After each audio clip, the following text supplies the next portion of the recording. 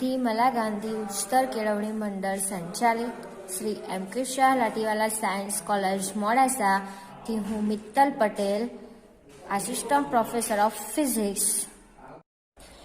આજે આપણે TYBSc semester 6માં CC ફિઝિક્સ 603માં ઇલેક્ટ્રોમેગ્નેટિક ઇન્ડક્શન વિશે ભણીશું. તો આપણું પેપર કોડ છે CCPHY 603. એમાં આપણો યુનિટ 2 છે ઇલેક્ટ્રોમેગ્નેટિક ઇન્ડક્શન.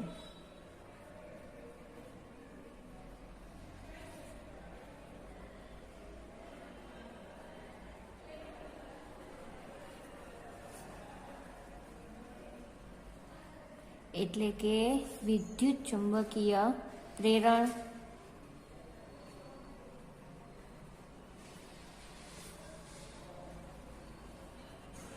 બરાબર છે. હવે આપણે વિદ્યુત ચુંબકીય પ્રેરણ વિશે આગળના ધોરણમાં આપણે અભ્યાસ કર્યો. એમાં તમે બધાએ જોયું કે વિદ્યુત ચુંબકીય પ્રેરણમાં આપણે ફેરેડેનો નિયમ ભણ્યા. ફેરેડેનો નિયમ, પછી આવતો તો એમ્પિયરનો નિયમ, કુલમ્બનો નિયમ,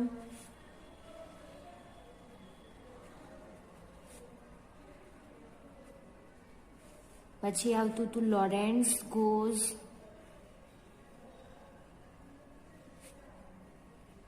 બરાબર. આપણે આ બધાનો અભ્યાસ કરી ચૂક્યા છીએ.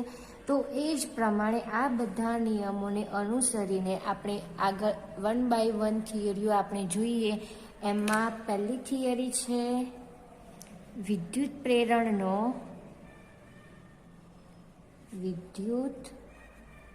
પ્રેરણનો ફેરેડેનો પ્રયોગ સમજાવી.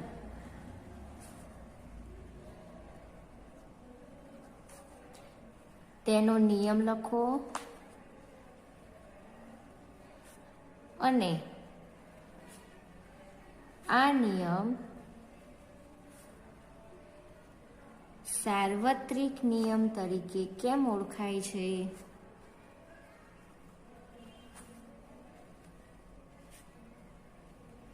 તે આપણે જણાવવાનું છે.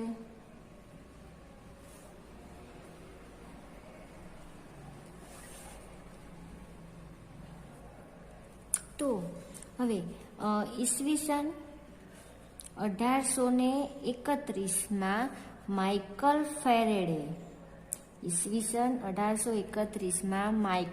ફેરેડેએ શ્રેણીબદ્ધ પ્રયોગો કર્યા.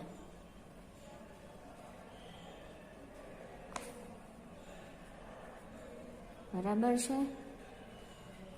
એમાં આ જે શ્રેણીબદ્ધ પ્રયોગો કર્યા એ પૈકી 3 પ્રયોગો ઐતિહાસિક હતા. માઇકલ ફેરેડે 1831માં જે પ્રયોગો કર્યા છે એમાંથી 3 મુખ્ય પ્રયોગો ઐતિહાસિક હતા. એમાં પહેલો પ્રયોગ કયો હતો? તો એણે જે પ્રયોગ કર્યો એમાં પહેલા પ્રયોગમાં શું હતું કે ચુંબક સ્થિર રાખ્યું અને ગૂંચળું એ ગતિમાં રાખ્યું. બીજો નિયમ શું હતો? તો ગૂંચળું સ્થિર હતું અને ચુંબક ગતિમાં હતું. એ જ રીતના ત્રીજો જે પ્રયોગ હતો એમાં ચુંબક અને ગૂંચળું બંને સ્થિર રાખ્યા. ચુંબક અને ગૂંચળું બંને સ્થિર રાખ્યા. જ્યારે એમાં શેનો ફેરફાર થયો? તો ચુંબકીય ક્ષેત્રનો ફેરફાર થયો.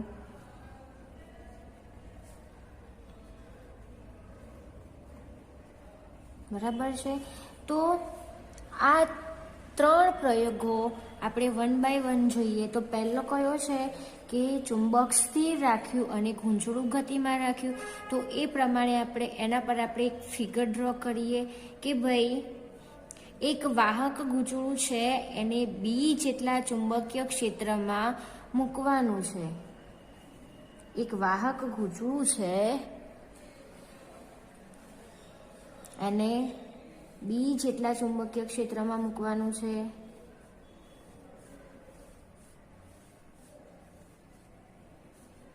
બરાબર, આ બી જેટલું આપણું આ બી જેટલા ચુંબકીય ક્ષેત્રમાં મૂક્યું. એક વાહક ગૂંચળાને આપણે બી જેટલા ચુંબકીય ક્ષેત્રમાં મૂકી ચુંબકને શું કરતું? ચુંબકને સ્થિર રાખવાનું છે અને ગૂંચળાને ગતિમાં રાખવાનું છે. તો એ જ રીતના આપણે ચુંબકને સ્થિર રાખ્યું, બરાબર છે, અને ગૂંચળાને આપણે વી જેટલી ગતિ આપવાની છે. શું હતું? પહેલાં ચુંબક સ્થિર રાખવાનું છે અને ગૂંચળું ગતિમાં. તો આપણે વાહક ગૂંચળાને બી જેટલા ચુંબકીય ક્ષેત્રમાં મૂકી ચુંબકને સ્થિર રાખી વી જેટલા વેગથી ગતિ કરવામાં આવે તો આ ગૂંચળામાં પ્રવાહ પસાર થાય છે, પ્રવાહ આઈ. બરાબર છે. ચુંબક સ્થિર અને ગૂંચળું ગતિમાં. ઇન શોર્ટ આપણે શું યાદ રાખવાનું? તો એક વાહક ગૂંચળાને બી જેટલા ચુંબકીય ક્ષેત્રમાં મૂકી ચુંબકને સ્થિર રાખવાની અને ગૂંચળાને આપણે ગતિમાં રાખવાનું છે. કેટલી ગતિમાં? વી જેટલી ગતિમાં કરાવવામાં આવે તો આ ગૂંચળામાંથી પ્રવાહ આઈ પસાર થાય છે. એ જ રીતના હવે આપણે બીજો પ્રયોગ જોઈએ. તો બીજા પ્રયોગમાં શું છે? તો એક વાહક ગૂંચળાને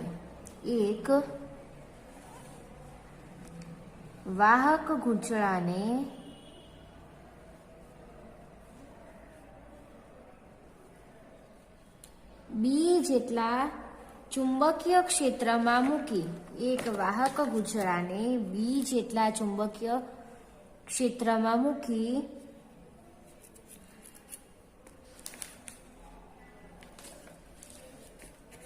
આપણે ગૂંચળાને શું રાખવાનું છે? સ્થિર અને ચુંબક ગતિમાં રાખવાનું છે. તો એક વાહક ગૂંચળાને બી જેટલા ચુંબકીય ક્ષેત્રમાં મૂકી ગૂંચળાને આપણે સ્થિર રાખવાનું છે અને ચુંબકને આપણે વી જેટલા વેગથી ગતિ આપવાની છે. આપણો ચુંબક, બરાબર છે, એને વી જેટલા વેગથી ગતિ આપવામાં આવે તો એમાં પ્રવાહ આઈ ઉદ્ભવે છે, પ્રવાહ આઈ પસાર થાય છે. બરાબર છે. તો આમાં બીજામાં શું યાદ રાખવાનું કે એક વાહક ગૂંચળાને બી જેટલા ચુંબકીય ક્ષેત્રમાં મૂકી આ જે ગૂંચળું છે એને આપણે સ્થિર રાખવાનું છે અને ચુંબકને વી જેટલા વેગથી ગતિ કરવામાં આવે તો આ ગૂંચળામાં પ્રવાહ આઈ ઉદ્ભવે છે. બરાબર. બી ગૂંચળું સ્થિર અને ચુંબક ગતિમાં.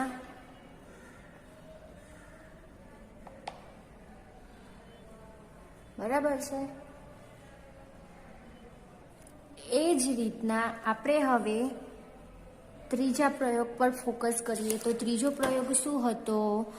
તો ત્રીજા પ્રયોગમાં કહે છે કે એક વાહક ગૂંચળાને બી જેટલા ચુંબકીય ક્ષેત્રમાં મૂકવાનું છે. તો એક વાહક ગૂંચળાને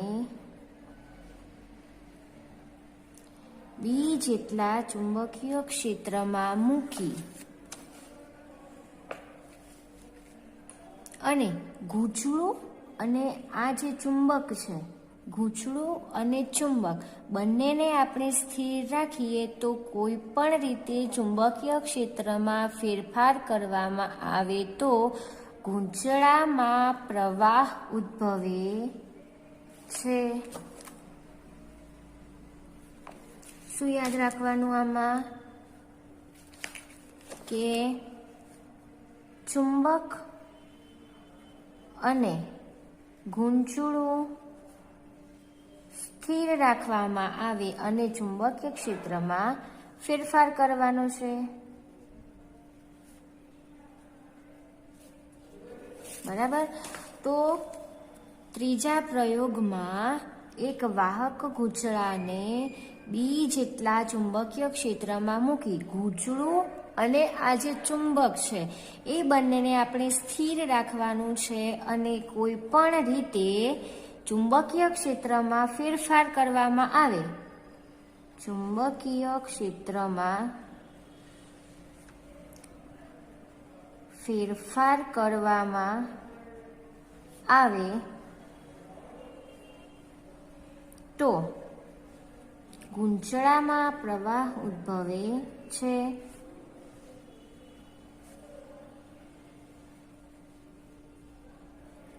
ઓકે, 3 પ્રયોગો થઈ ગયા. તો આપણા પહેલો, બીજો અને ત્રીજો આ 3 પ્રયોગો ઉપરથી શું સાબિત થાય છે? તો ત્રણેય પ્રયોગો ઉપરથી સાબિત થાય છે કે આ ત્રણેય પ્રયોગો પરથી સાબિત થાય છે કે દરેક કિસ્સામાં, એટલે કે ત્રણેય પ્રયોગોમાં, દરેક કિસ્સામાં અથવા તો ત્રણેય પ્રયોગમાં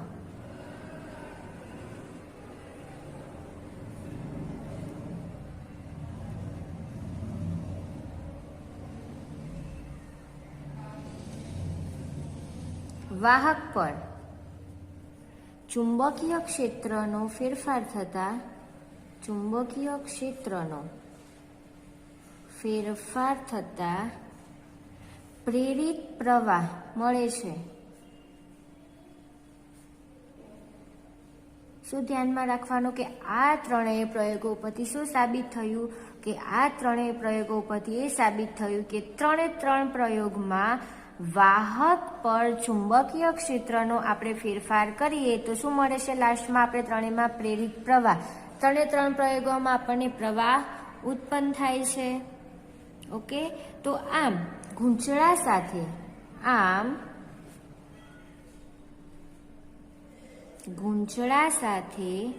સંકળાતું ફ્લક્સ કોઈ પણ રીતે ચેન્જ થાય છે અથવા તો બદલાય છે. જ્યારે ગૂંચળા સાથે સંકળાતું ફ્લક્સ ચેન્જ થાય છે, ફેરફાર થાય છે, બદલાય છે, ત્યારે તેમાં પ્રેરિત ઇલેક્ટ્રોમોટિવ ફોર્સ એટલે કે EMF ઉદ્ભવે છે.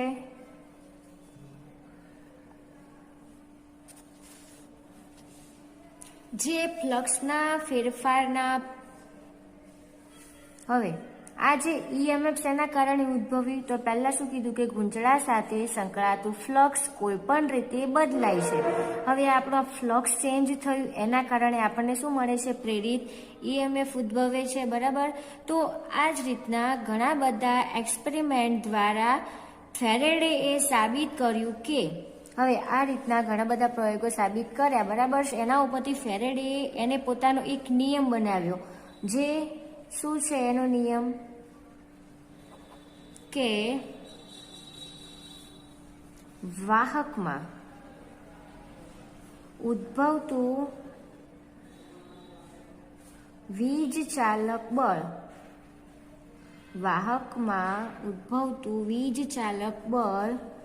વાહક સાથે સંકળાયેલ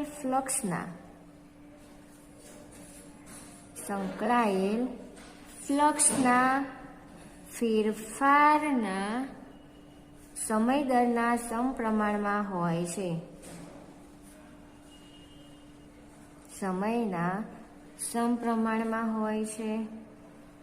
તો ફેરેડેએ અલગ અલગ નિયમો કર્યા. એના ઉપરથી એણે પોતાનો એક નિયમ બનાવ્યો.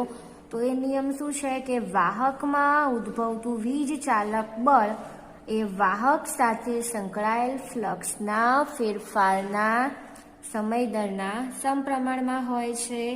બરાબર. એના ઉપરથી આપણે એક ઇક્વેશન લખવું હોય તો epsilon is equal two -d phi upon DT. આને આપણે સમીકરણ નંબર 1 આપીએ.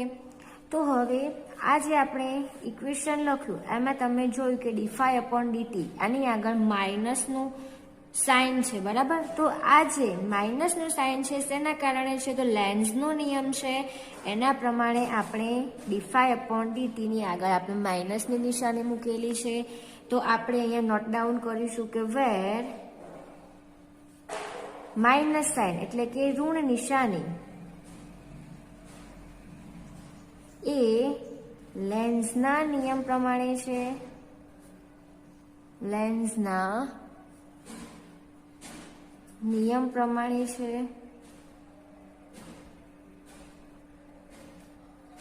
હવે આપણે એક વાહક ગૂંચળું લીધું, બરાબર છે. તો આ વાહક ગૂંચળામાં આપણે એન આટા હોય તો મળતું EFF. પહેલા એકલું ગૂંચળું હતું, બરાબર છે. હવે આપણે આ ગૂંચળામાં એન આટા લઈએ. હવે આ ગૂંચળામાં એન આટા હોય તો મળતું EMF એટલે કે ઇલેક્ટ્રોમોટિવ ફોર્સ શું મળે? Epsilon is equal to minus n d phi upon dt. આને આપણે સમીકરણ નંબર 2 આપીએ. પહેલા આપણને શું મળ્યું? Epsilon is equal to minus d phi upon dt. આ આપણે એમના ગૂંચળા માટે હતું, બરાબર. હવે આ જે ગૂંચળું છે એમાં આપણે એન આટા લીધા છે. તો એ જ ઇક્વેશન આપણને મળશે epsilon is equal to N આટા માટે માઇનસ એન અને ડીફાઈ અપોન ડીટી. ઓકે. તો આમ કોઈ પણ સ્થિતિમાં વાહક સાથે સંકળાતું ફ્લક્સ જો સમયની સાપેક્ષે બદલાય, કોઈ પણ સ્થિતિમાં વાહક સાથે સંકળાતું ફ્લક્સ જો સમયની સાપેક્ષે બદલાય તો વાહકમાં શું ઉદ્ભવે છે? EMF એટલે કે ઇલેક્ટ્રોમોટિવ ફોર્સ ઉદ્ભવે છે. હવે આ એક્સપેરિમેન્ટના આધારે ફેરેડેએ સાબિત કર્યું કે વાહક પર ચુંબકીય ક્ષેત્રનો ફેરફાર, વાહક ઉપર ચુંબકીય ક્ષેત્રનો ફેરફાર એ વીજ ક્ષેત્રના ફેરફાર સાથે સંકળાયેલું હોવું જોઈએ. તો આપણે લખીએ કે આ પ્રયોગો દ્વારા અથવા આ પ્રયોગોના આધારે ફેરેડેએ સાબિત કર્યું કે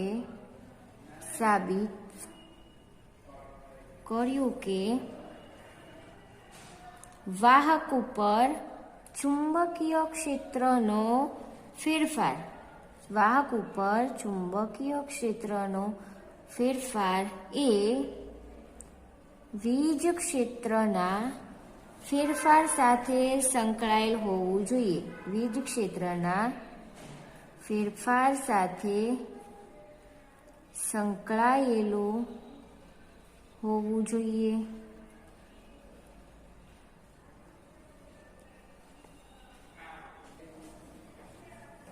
તો વીજ ક્ષેત્ર અને વીજ ચાલક બળ વચ્ચેનો સંબંધ, વીજ ક્ષેત્ર અને વીજ ચાલક બળ વચ્ચેનો સંબંધ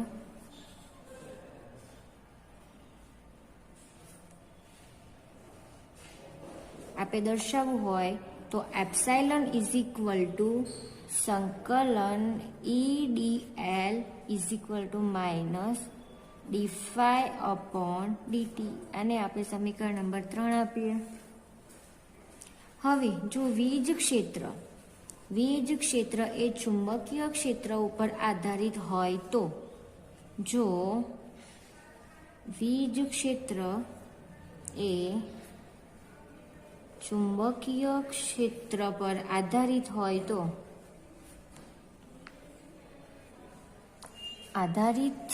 હોય તો ગૂંચળા સાથે સંકળાતું ફ્લક્સ, તો ગૂંચળા સાથે સંકળાતું flux phi is equal to સંકલન BDA પ્રમાણે આપણે લઈએ. શું કીધું?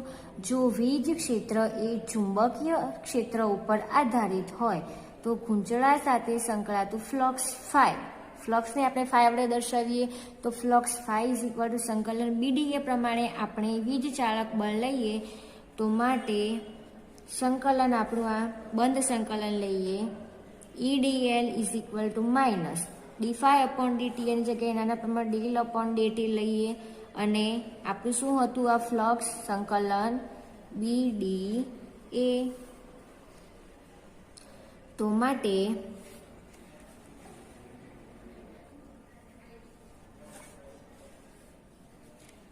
બંધ સંકલન EDL is equal to minus આપણે dl/dt એની જગ્યાએ લીધું હતું del∅/dt, બરાબર છે. તો એમાં આપણે અહીંયા del∅/dt કરીએ તો આ જે ડેલ છે એને આપણે અહીંયા બી જોડે ગુણીએ તો અહીંયા ડી આવશે, બરાબર, કેમ કે આપણે ડીની જગ્યાએ ડેલ લીધેલો હતો તો માઇનસ સંકલન અહીંયા શું આવશે ડી, બરાબર છે. ડી આ બી આના જોડે ગુણી દઈએ તો dB/dt અને પાછળ બાકી શું વધ્યું DA તો ઇન્ટુ DA. આને આપણે સમીકરણ નંબર 4 આપીએ. તો હવે સ્ટોક્સના નિયમ પ્રમાણે અથવા તો સ્ટોક્સના પ્રમેય મુજબ આ જે બંધ સંકલન EDL પ્રમાણેનું સૂત્ર શું છે? તો સ્ટોક્સના નિયમ પ્રમાણે બંધ સંકલન EDL ઇઝ ઇક્વલ ટુ સંકલન કર્લ E ઇન્ટુ DA. આને આપણે સમીકરણ નંબર 5 આપીએ. હવે સમીકરણ 4 અને 5 ઉપરથી સમીકરણ 4 અને 5 પરથી 4 અને 5 ઉપરથી આપણે લેવાનું છે તો બંનેની જ સમીકરણ 4 અને સમીકરણ 5 બંનેને આપણી જમણી બાજુ પહેલા લઈએ તો સંકલન curl E into DA is equal two સમીકરણ 4ની જમણી બાજુ માઇનસ સંકલન del∫B/del∫T ઇન્ટુ DA. તો હવે સંકલન પ્લસ સંકલન માઇનસ સંકલન આપણે કેન્સલ આઉટ કરી દઈએ અને DA એ પણ કેન્સલ આઉટ થઈ જશે તો શું વધ્યું આપણું curl E is equal to minus del∫B/del∫T. હવે અહીંયા આપણે કર્લ લખેલું છે કર્લ E. કર્લને આપણે એના ફોર્મમાં આપણે દર્શાવવું હોય તો કઈ રીતના દર્શાવાય? નેબ્લા કર્લ E. કર્લને આપણે નેબ્લા ક્રોસ વડે દર્શાવીશું અને ડાયવર્જન્સને આપણે નેબ્લા ડોટ વડે દર્શાવીશું. અહીંયા કર્લ લેવાનો છે એટલે કે નેબ્લા ક્રોસ આવશે તો કર્લ નેબ્લા ક્રોસ અને આપણું આ E is equal to minus del∫B/del∫T. આને આપણે સમીકરણ નંબર 6 આપીએ. તો સમીકરણ 6 ઉપરથી આપણે સમજી શકીએ કે સમયની સાપેક્ષે ચુંબકીય ક્ષેત્ર del∫B ચુંબકીય ક્ષેત્રમાં ફેરફાર એ વીજ ક્ષેત્રના ફેરફાર દર્શાવે છે. તો સમીકરણ 6 એ આપણો ફેરેડેનો સાર્વત્રિક નિયમ તરીકે ઓળખાય છે. સમીકરણ 6 એ ફેરેડેનો સાર્વત્રિક નિયમ તરીકે ઓળખાય છે.